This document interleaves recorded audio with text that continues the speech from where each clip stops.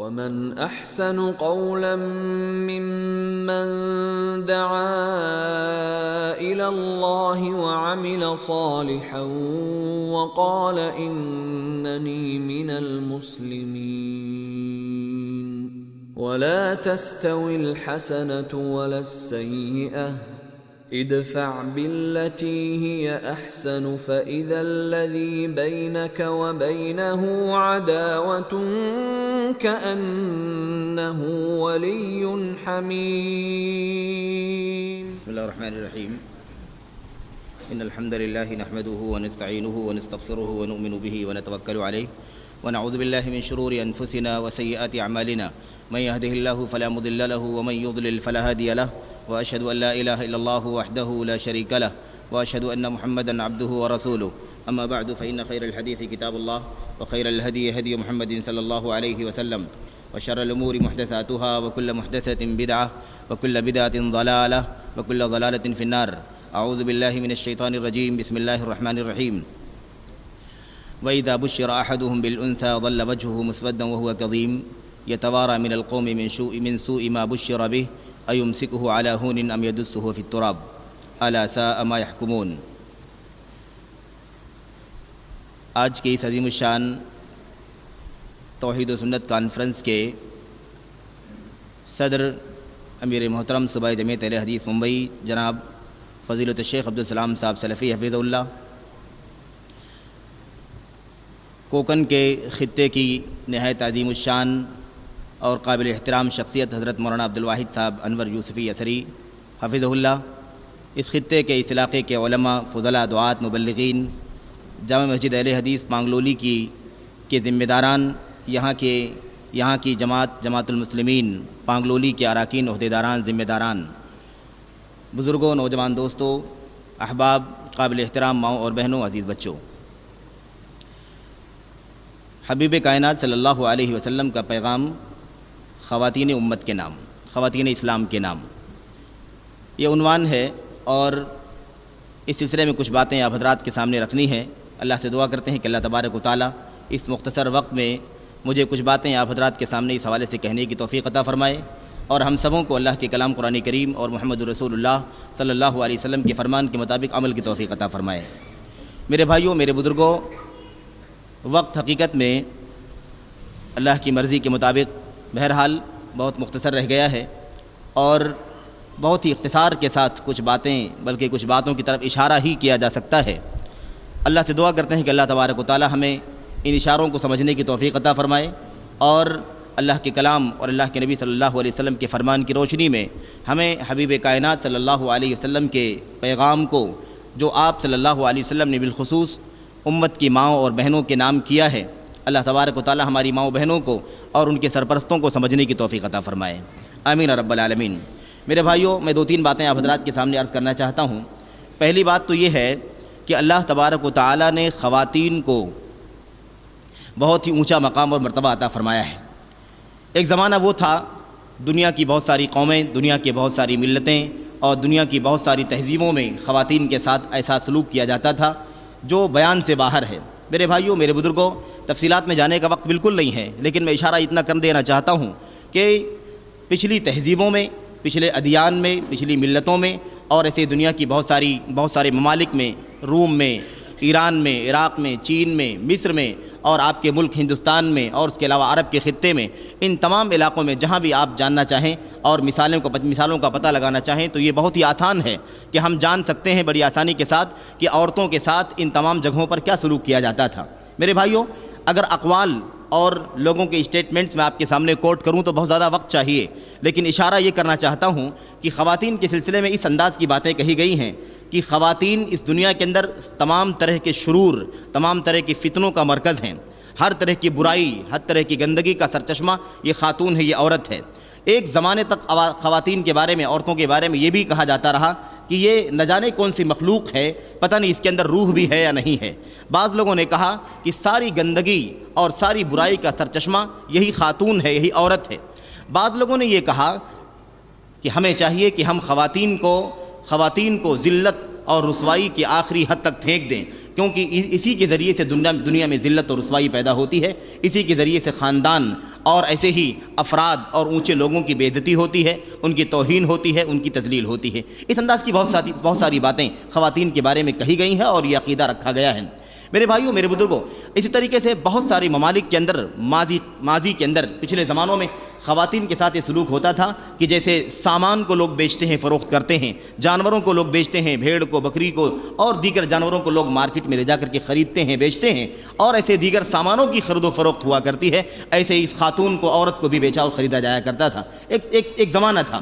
ان تمام ماحول میں اللہ رب العالمین نے انسانیت پر رحم فرمایا، اور اللہ تبارک و تعالیٰ نے اپنے آخری نبی محمد رسول اللہ صلی اللہ علیہ وسلم کو انسانیت کا ہادی اور رہبر بنا کر کے، انسانیت کے لیے رحمت بنا کر کے، انسانیت کے لیے اللہ تبارک و تعالیٰ نے ایک انعام اور ایک تحفہ بنا کر کے، تحفے کی شکل میں اپنے نبی محمد رسول اللہ صلی اللہ علیہ وسلم کو مبعوث فرمایا، اور آپ کو اپنی سب سے زیادہ معزز اور اونچی کتاب اور آخری کتاب اللہ کا کلام قرآن کریم کی شکل میں اللہ نے عطا فرمایا۔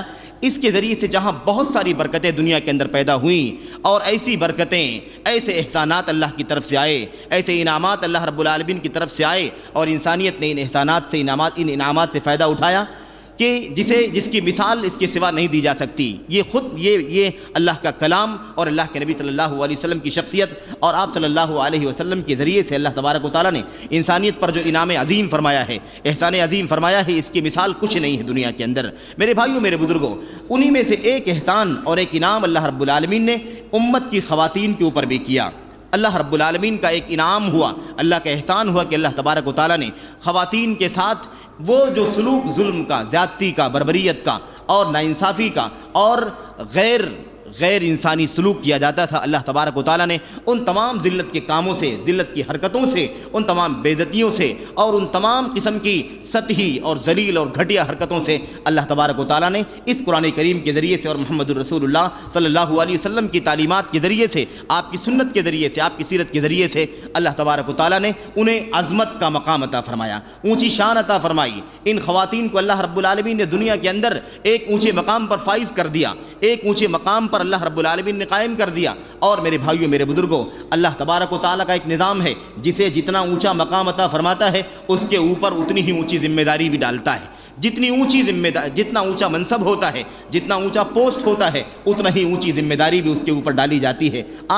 ہم اور آپ اچھی طرح سے اس چیز کو دنیا کے اندر بھی جانتے ہیں کہ جس کا جتنا اونچا منصب ہے، جس کا جتنا اونچا پوسٹ ہے، جس کا جتنا عالی عہدہ ہے، اتنا ہی بڑی اس کی ذمہ داری ہے۔ چنانچہ اللہ رب العالمین نے خواتین کا مقام بلند فرمایا، اور یہ چیز صرف اور صرف زمانے جاہلیت کے اندر عربوں کے یہاں اور دیگر چند ممالک جن کے نام میں نے آپ کے سامنے لیے ہیں، انہی ممالک میں اور ان قدیم تہذیبوں کے اندر ہی عورتوں کے ساتھ یہ سلوک نہیں ہوتا تھا، بلکہ اسلام کے آنے کے بعد بھی جب تک سارے احکام خواتین کے سلسلے میں، عورتوں کے سلسلے میں اللہ رب العالمین کے کلام کے اندر اور نبی محترم صلی اللہ علیہ وسلم کے فرمان کے اندر جب تک بہت ساری ہدایات نہیں اتری تھیں، اسلام کے آغاز کی بات ہے، اس وقت تک بھی عورتوں کو وہ مقام عرب کے لوگ نہیں دیتے تھے جو اللہ رب العالمین کی تعلیمات کے بعد لوگوں نے دیا ہے۔ میرے بھائیوں، میرے بزرگوں، اس حوالے سے صحیح بخاری شریف کی ایک دو روایتیں ہیں، میں صرف اشارہ کرنا چاہتا ہوں۔ حضرت عمر بن خطاب رضی اللہ تعالیٰ عنہ کی وہ مروی حدیث ہے۔ حضرت عبداللہ بن عباس فرماتے ہیں، اس حدیث سے یا ان حدیثوں سے جن کی طرف میں اشارہ کرنا چاہتا ہوں، اس بات کا علم ہوگا کہ اللہ تبارک و تعالیٰ نے خواتین کو ان کی ذلت کے ماحول سے نکال کر کے کس اونچے مقام و منصب پر فائز کر دیا ہے۔ اشارہ کرنا چاہتا ہوں، حضرت عبداللہ بن عباس رضی اللہ تعالیٰ عنہ بیان کرتے ہیں کہ میں حضرت عمر بن خطاب رضی اللہ تعالیٰ عنہ سے پچھلے ایک سال سے یہ سوچ رہا تھا کہ کوئی ایسا موقع آئے جس موقع پر میں ان سے ایک مسئلہ پوچھ لوں۔ مسئلہ کیا تھا؟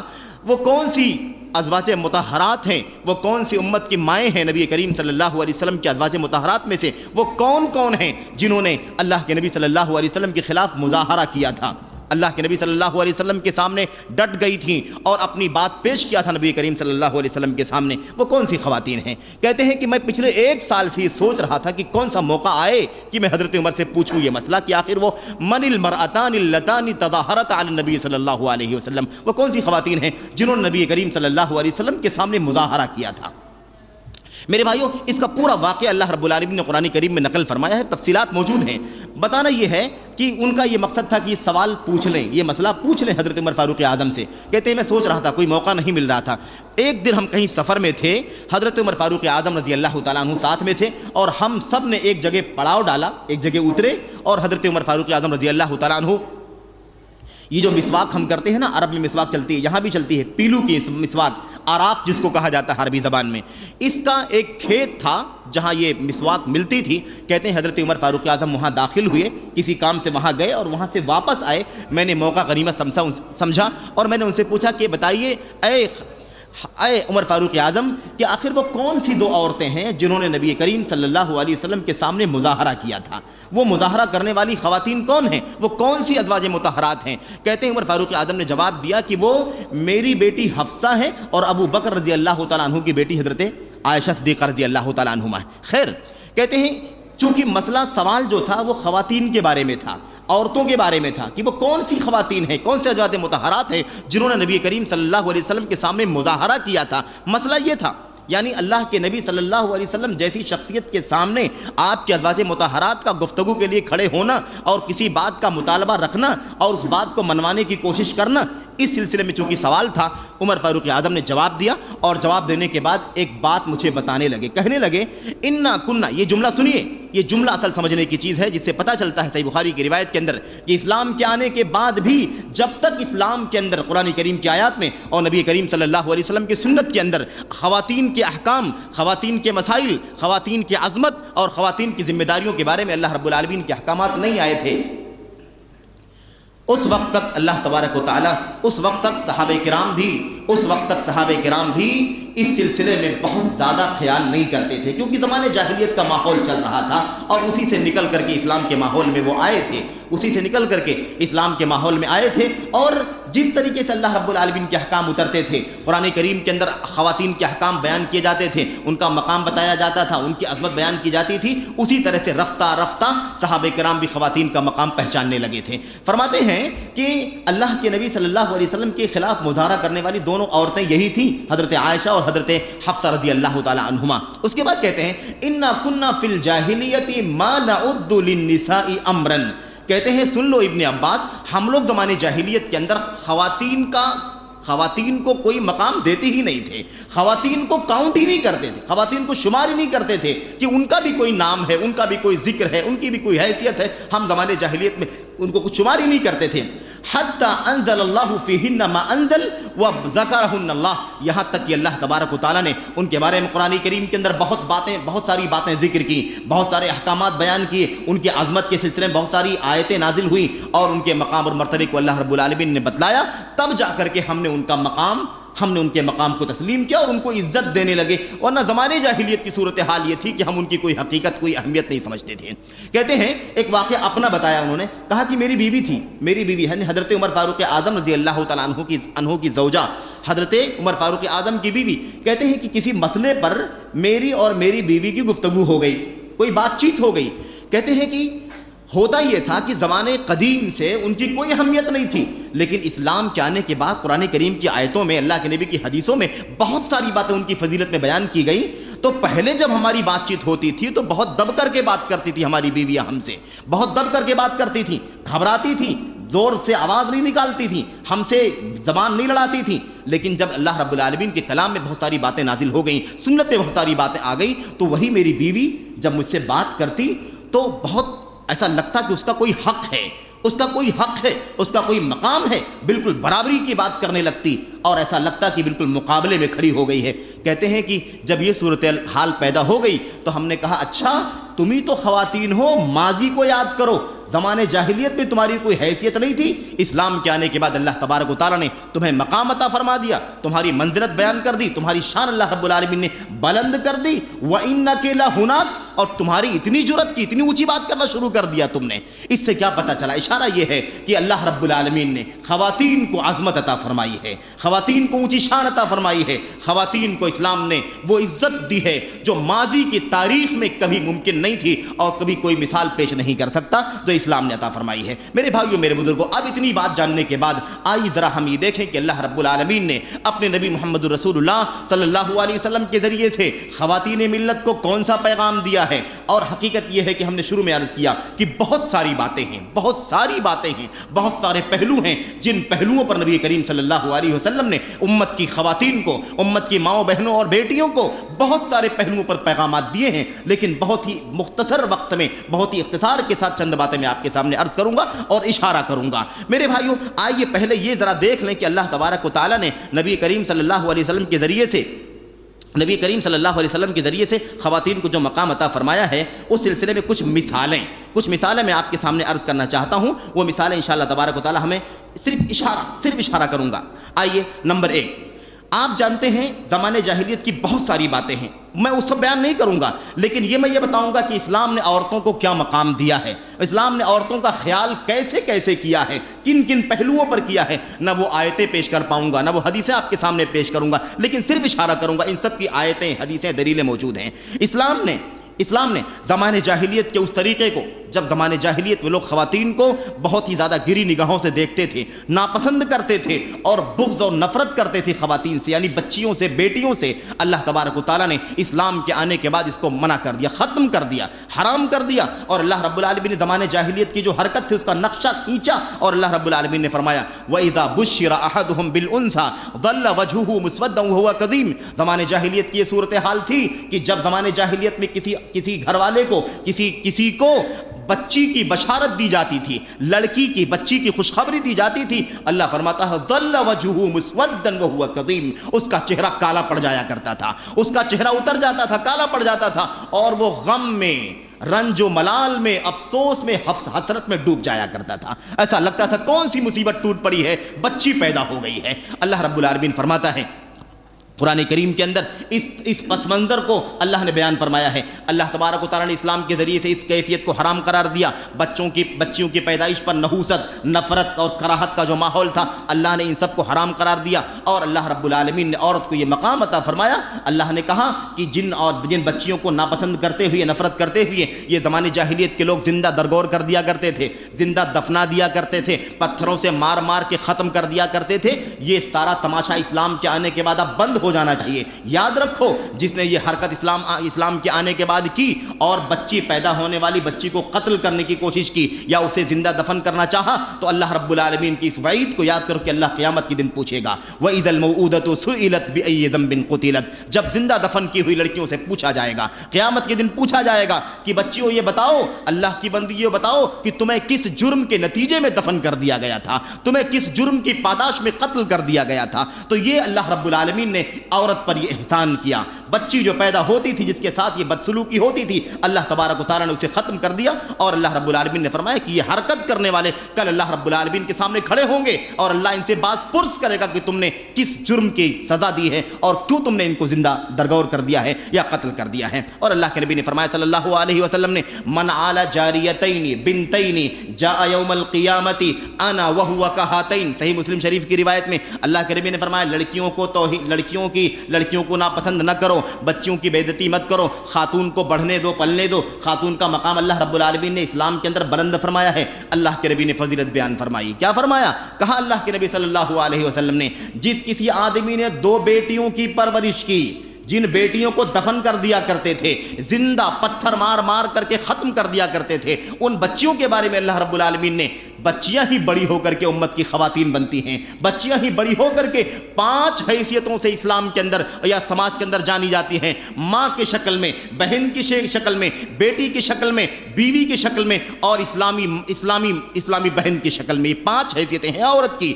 میرے بھائیوں، میرے بزرگوں، اللہ رب العالمین نے یہ فضیلت بیان، اللہ کے نبی نے یہ پیغام دیا، امت کو یہ پیغام دیا نبی کریم صلی اللہ علیہ وسلم نے کہ دیکھو ان بچیوں کی پرورش کرنے کی فضیلت کیا ہے۔ تم زمانے جاہلیت میں دفن کرتے تھے، آج ان کے مقام کو پہچانو۔ اللہ رب العالمین فرماتا ہے جس نے 2 بیٹیوں کی پرورش کی، 2 بیٹیوں کی پرورش کی، پالا پوسا، تربیت تعلیم کی ذمہ داری سنبھالی، اور اس کا کسی اچھے رشتے کے ذریعے سے اسے نکاح کے حوالے کر دیا، نکاح کر دیا، اللہ کے نبی نے فرمایا صلی اللہ علیہ وسلم نے جاء یوم القیامت انا وهو کہاتین، قیامت کے دن جنت میں اور وہ دونوں اس طرح سے ہوں گے، اس طرح سے دونوں ہوں گے جیسے میں اور جنت میں جیسے یہ دونوں انگلیاں آپ دیکھ رہے ہیں بالکل پاس پاس ہیں، بغل میں ہیں، ساتھ میں ہیں، ایسے ہی وہ بچیوں کی پرورش کرنے والا اور میں قیامت کے دن جنت میں ایک ساتھ میں ہوں گے. یہ فضیلت فرمائی نبی کریم صلی اللہ علیہ وسلم نے. ایسے ہی اللہ کے نبی نے فرمایا بچیوں کی پال پوس کرنا, بچیوں کی تربیت کرنا اور انہیں بنانا, سنوارنا, نکھارنا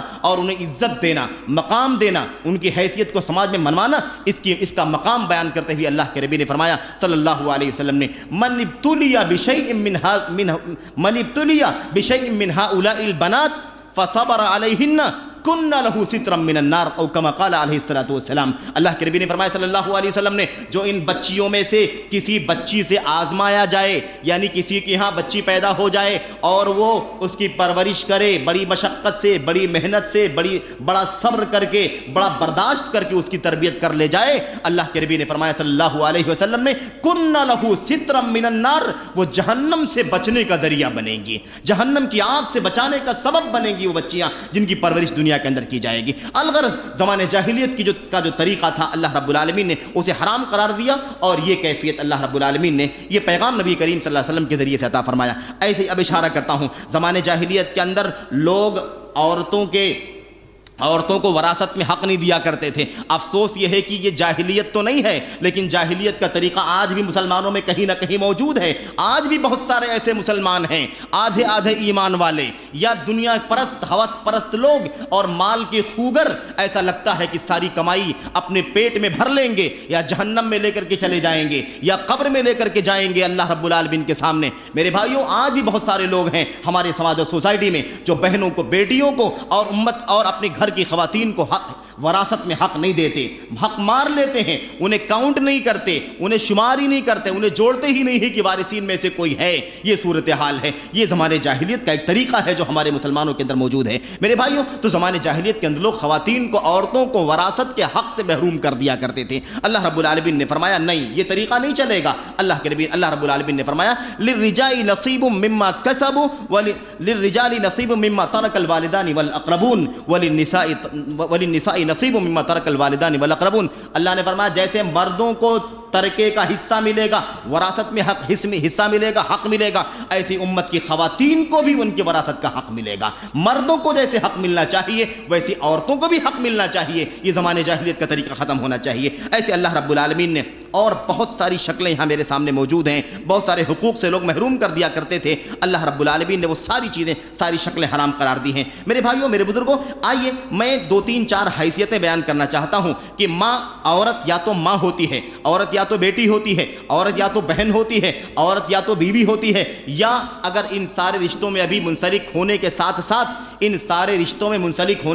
ساتھ وہ اسلامی بہن ہوتی ہے غیر تیسرے آدمی کے لیے, دوسرے آدمی کے لیے. میرے بھائیوں, یہ 5 حیثیتیں ہیں. ان ساری حیثیتوں میں اللہ تبارک و تعالیٰ نے خواتین کو بلند مقام عطا فرمایا ہے. ماں ہے تو اس کی حیثیت اللہ نے بیان فرمائی. اللہ رب العالمین نے اپنے حق کے ساتھ والدین کا حق بیان فرمایا ہے, اپنے حق کے ساتھ والدین کا حق بیان فرمایا ہے. ماں کی حیثیت مسلم ہے. میرے بھائیوں, وَقَضَىٰ رَبُّكَ أَلَّا تَعْبُدُوا إِلَّا إِيَّاهُ وَبِالْوَالِدَيْنِ إِحْسَانًا. قرآن کریم کے اندر اللہ کے نبی صلی اللہ علیہ وسلم کی حدیثوں کے اندر بھی یہ ساری باتیں موجود ہیں. ایک سے زائد دلیلیں موجود ہیں. ماں بیٹی ہوتی ہے یا بہن ہوتی ہے, اس سلسلے میں فضیلت آپ سن چکے ہیں کہ ان کی پرورش کرنے کا کیا فضیلت ہے اور کیا مقام ہے. بیوی ہوتی ہے, بیوی کی حیثیت سے بھی اگر کسی کی زندگی میں ہے ایک خاتون تو اس کا بھی مقام ہے اسلام کے اندر. وہ نہ پیر کی جوتی ہے اور نہ وہ کوئی جمادات کی شکل میں ہے, نہ وہ کوئی بے روح اور بے جان چیز کا نام ہے. اس کی ایک حیثیت ہے, اس کا ایک مقام ہے. اللہ کے نبی نے فرمایا صلی اللہ علیہ وسلم نے لا یفرق مؤمن مؤمنۃ ان کرہ منها خلقا رضی منها آخر. اللہ کے نبی نے فرمایا صلی اللہ علیہ وسلم نے کوئی مرد اپنی بیوی کو کھردرا نہ ٹھہرا دے, کوئی مرد اپنی بیوی کی بے عزتی نہ کرے, اسے گندا نہ ٹھہرا دے, اسے صرف اور صرف زد و کوب نہ کرے, بلکہ اگر اسے اپنی بیوی کی کوئی عادت ناپسند لگ رہی ہے تو کوئی عادت اسے اس کی اچھی بھی لگے گی, کوئی عادت اچھی لگے گی جیسے کوئی عادت اس کی بری لگتی ہے. اس لیے یہ توسط کے ساتھ, اعتدال کے ساتھ زندگی گزارنا ہے. ایسا نہیں ہے کہ صرف اور صرف منفی پہلو لے کر کے اس کے ساتھ غیر انسانی سلوک کیا جائے یا اس کے ساتھ ظلم و زیادتی کو روا رکھا جائے. یہ اللہ کے نبی صلی اللہ علیہ وسلم نے بیان فرمایا. اس کے علاوہ میرے بھائیوں، میرے بزرگوں، خواتین کی جتنی حیثیتیں ہیں، ہر حیثیت سے اللہ تبارک و تعالیٰ نے اپنے نبی محمد رسول اللہ صلی اللہ علیہ وسلم کے ذریعے سے اس کی حیثیت کو، اس کے مقام کو، اس کے مرتبے کو مسلم قرار دیا ہے، منوایا ہے، اور امت کے مردوں کو اور امت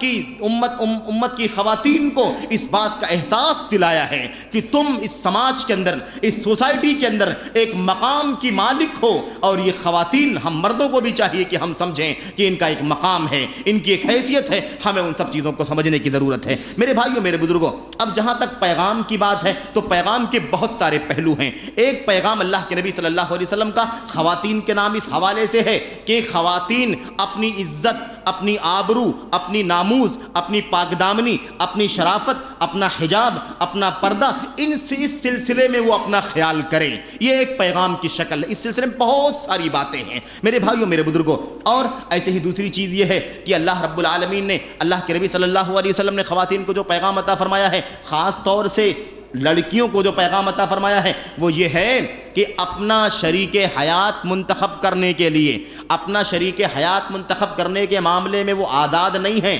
اپنا شریک حیات منتخب کرنے کے معاملے میں وہ آزاد نہیں ہیں کہ جس طرح سے چاہے اپنا شریک حیات منتخب کریں. آزادی نہیں ہے ان کے لیے، بلکہ وہ ایک ضابطے کے تحت ہیں، ایک نظام کے تحت ہیں، ایک پابندی ہے. اس کی پابندی کرتے ہوئے اسے چاہیے کہ اپنا شریک حیات منتخب کرے.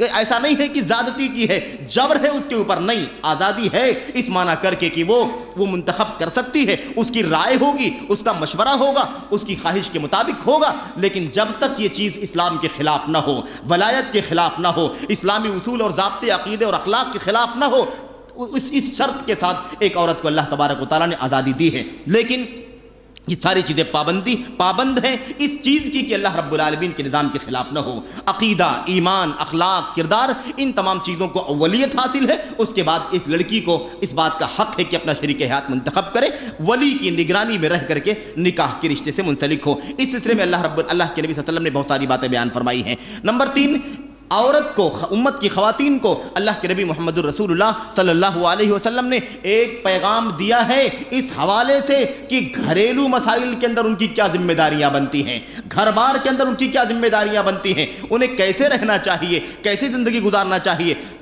شوہر کے حقوق کیا ہیں اس کے اوپر جو لاگو ہوتے ہیں، بچوں کے حقوق کیا ہے جو اس کے اوپر واجب ہوتے ہیں، شوہر کے مال کے کیا حقوق ہیں جو اس کے اوپر واجب ہوتے ہیں، شوہر کے گھر کے مسائل کیا ہے جو اس کے اوپر واجب ہوتے ہیں. اس سلسلے میں اللہ رب العالمین نے ایک خاتون کو بہت سارے پیغامات دیے ہیں. ان تمام چیزوں کی طرف میں اشارہ نہیں، تفصیلات میں نہیں جاؤں گا، صرف اشارہ کر سکتا ہوں صرف اور صرف 5 منٹ کے اندر. میرے بھائیوں، سب سے پہلی چیز جو بیان کی گئی آپ کے سامنے، ایک عورت کو اللہ کے نبی صلی اللہ علیہ وسلم جو پیغام دیا ہے وہ ہے اس کی اپنی ذات، اپنی ذات، اپنی پرسنالٹی، یعنی کیسے اس کی حفاظت کرے گی، عزت و آبرو کی، ناموس کی حفاظت کیسے کرے گی، کیسے باحجاب رہے گی، گھر میں رہنے کا کیا طریقہ ہے، باہر نکلنے کا کیا ضابطہ ہے، باہر نکلنے کی صورت میں اس پر کون سی پابندیاں عائد ہوتی ہیں. اس حوالے سے اللہ کے نبی صلی اللہ علیہ وسلم نے بہت سارے پیغامات دیے ہیں. نمبر 1، آئیے اللہ کے نبی نے پیغام دیا، عورت کا اصل مرکز اس کا اپنا گھر ہے. ایک عورت کا اصل مرکز کیا ہے؟ اس کا اپنا گھر ہے. اللہ رب العالمین نے فرمایا وَقَرْنَ فِي بُيُوتِكُنَّ، اپنے گھروں کے اندر قرار رکھو، اپنے گھروں کے اندر ٹھہرو، اپنے گھروں کے اندر رکی رہو. اللہ کے نبی محمد رسول اللہ صلی اللہ علیہ وسلم نے ارشاد فرمایا قَدْ أَذِنَ اللَّهُ لَكُنَّ أَن تَخْرُجْنَ لِحَوَائِجِكُنَّ.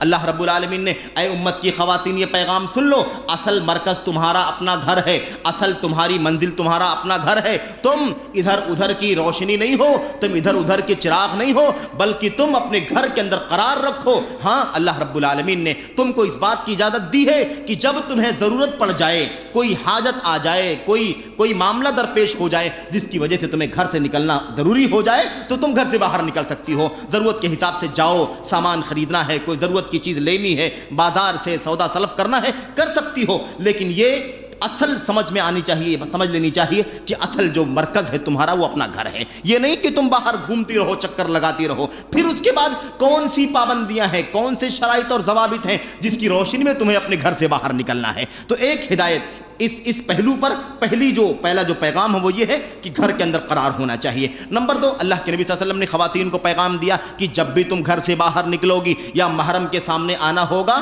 تو تم حجاب کے بغیر نہیں نکل سکتی، حجاب تمہاری ذمہ داری ہے۔ اللہ کے کلام قرآن کریم کے اندر بہت ساری آیتیں، بہت ساری حدیثیں اللہ کے نبی کی سنت کے اندر موجود ہیں، لیکن میں اشارہ کرنا چاہتا ہوں حجاب بھی آج کے دور میں فیشن بن چکا ہے، حجاب خود بے حجاب ہو چکا ہے، حجاب خود بے حجاب ہو چکا ہے۔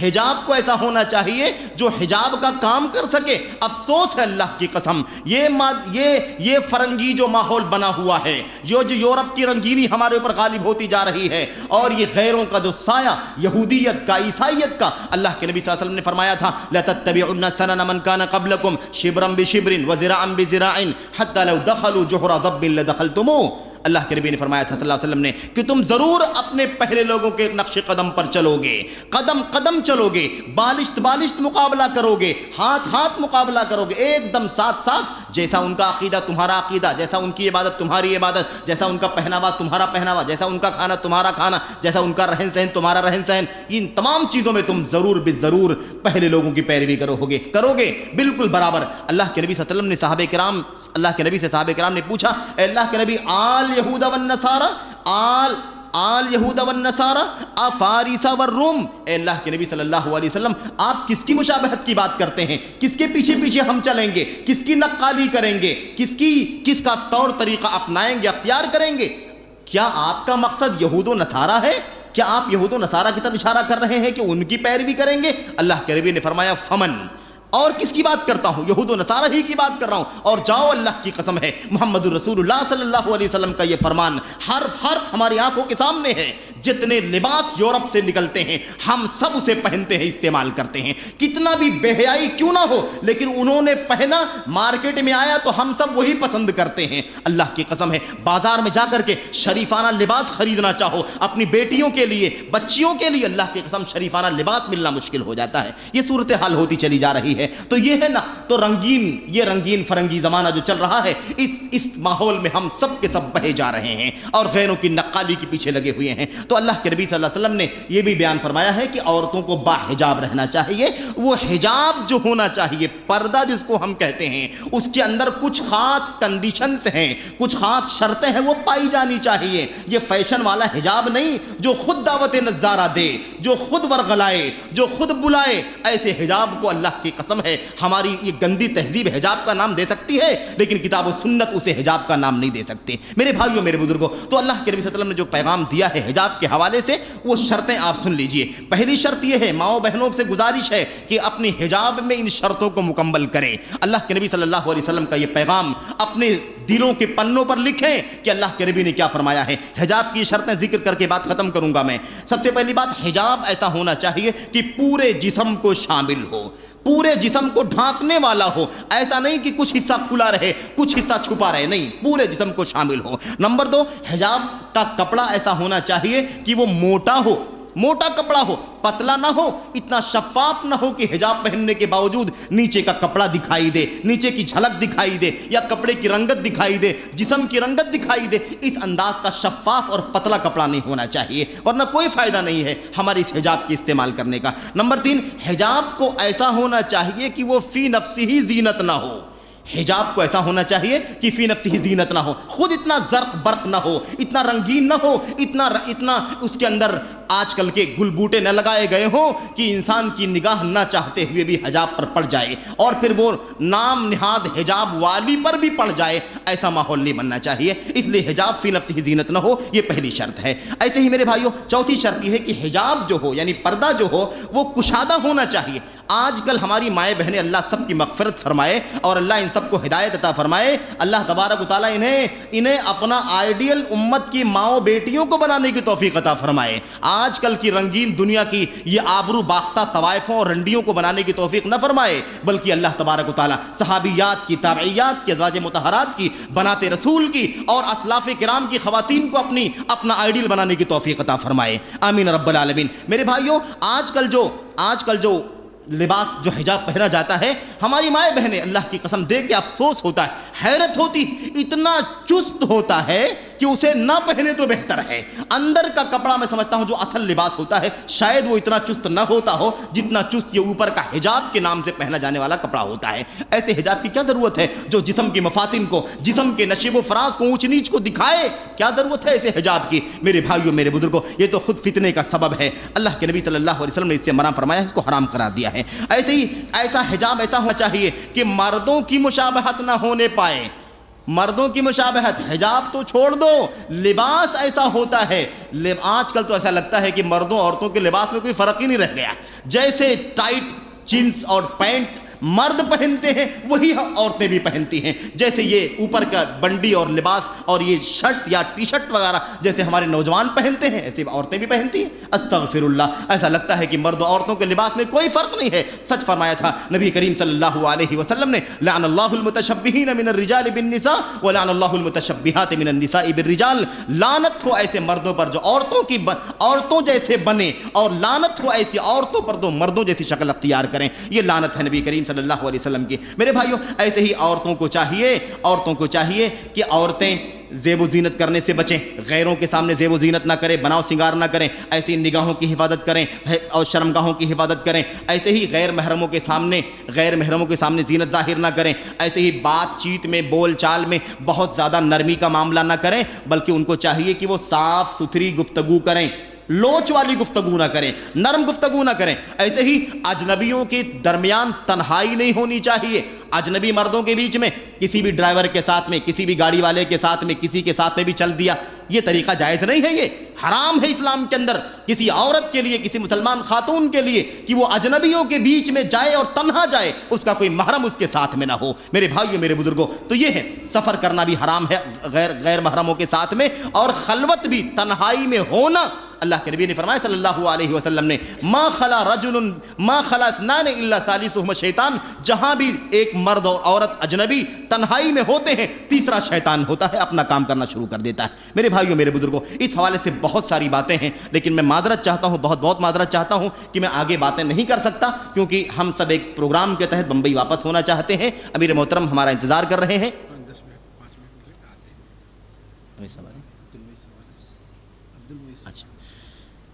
ٹھیک ہے، تو میں بات یہ کر رہا تھا آپ حضرات کے سامنے کہ اللہ رب العالمین نے، اللہ کے نبی صلی اللہ علیہ وسلم نے خواتین کو جو پیغام عطا فرمایا ہے، انہی پیغام میں سے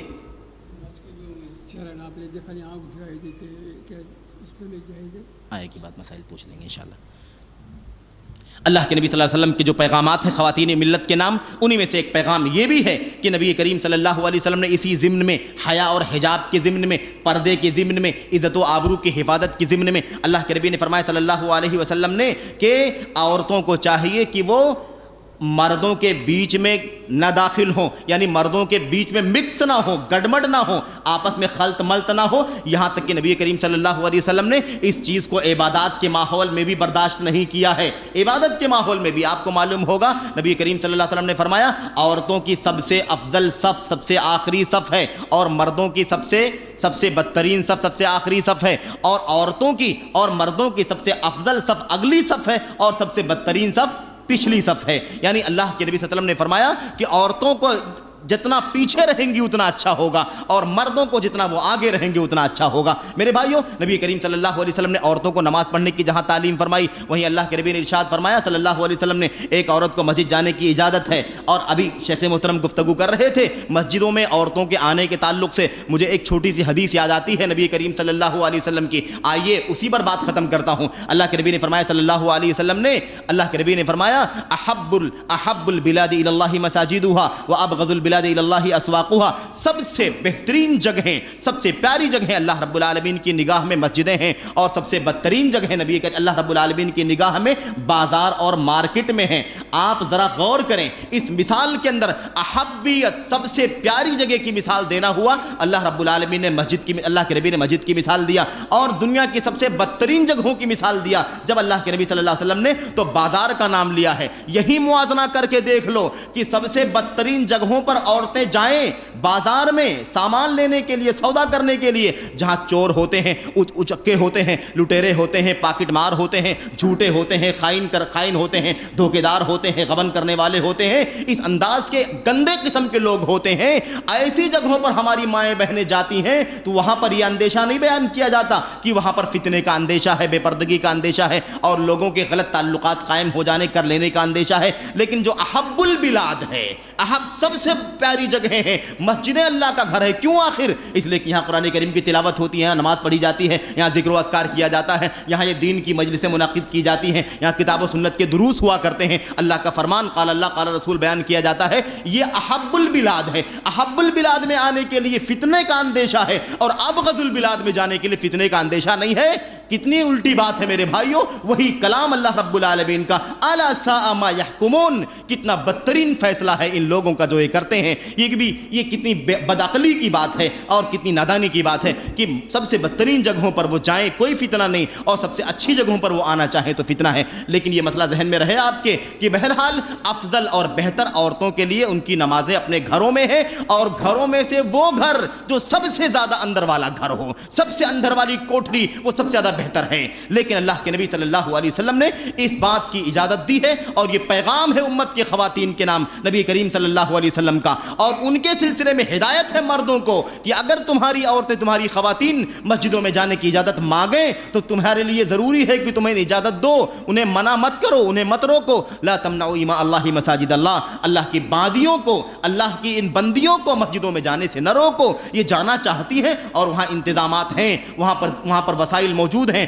پردہ ہے، حجاب ہے، پردہ ہے، اور سپریٹ جگہ موجود ہے، ان کے لیے صفائی ستھرائی، وضو خانے کا انتظام ہے، سارے راستے پرامن ہیں۔ تو تمہارے لیے اس بات کی گنجائش نہیں ہے کہ اپنی عورتوں کو نماز پڑھنے سے روکو۔ تمہارے لیے ضروری ہے کہ تم ان کو پرمیشن دو اور وہ جائیں اور اللہ رب العالمین کی بندگی کریں، عبادت کریں، اور دین کی باتیں سیکھیں اور علم حاصل کریں۔ میرے بھائیو، اللہ رب العالمین سے دعا کرتے ہیں کہ اللہ تبارک و تعالی ہم سبوں کو، اور خاص طور سے ہماری ماؤں اور بہنوں کو، اپنے اللہ کے نبی صلی اللہ علیہ وسلم کی طرف سے ملنے والے پیغام پر عمل کرنے کی توفیق عطا فرمائے۔ اللہ کرے کہ ہماری مائیں اور بہنیں نبی کریم صلی اللہ علیہ وسلم کے ان پیغامات کو سمجھے جو ان کی عزت کا ذریعہ ہیں، جو ان کے مقام و مرتبے کا ذریعہ ہیں، اور انہیں دنیا میں اس سے عزت ملے گی، اور انشاءاللہ تبارک و تعالی دنیا کے بہت سارے فتنوں سے، بہت ساری آزمائشوں سے اپنے آپ کو بچا پائیں گی۔ اللہ سے دعا کرتے ہیں کہ اللہ تبارک و تعالی جو کچھ باتیں ہوئی ہیں اور جو بہتر ہیں، اچھی باتیں ہیں، اللہ ان پر عمل کرنے کی توفیق عطا فرمائے، اور جو چیزیں بری ہیں، خلاف سنت ہیں، غلط ہیں، اللہ تبارک و تعالی ہمیں اس سے بچنے کی اور توبہ کرنے کی توفیق عطا فرمائے۔ آمین رب العالمین، وصلی اللہ وسلم وبارک علی نبینا محمد وعلی آلہ وصحبہ اجمعین۔ السلام علیکم ورحمۃ اللہ وبرکاتہ۔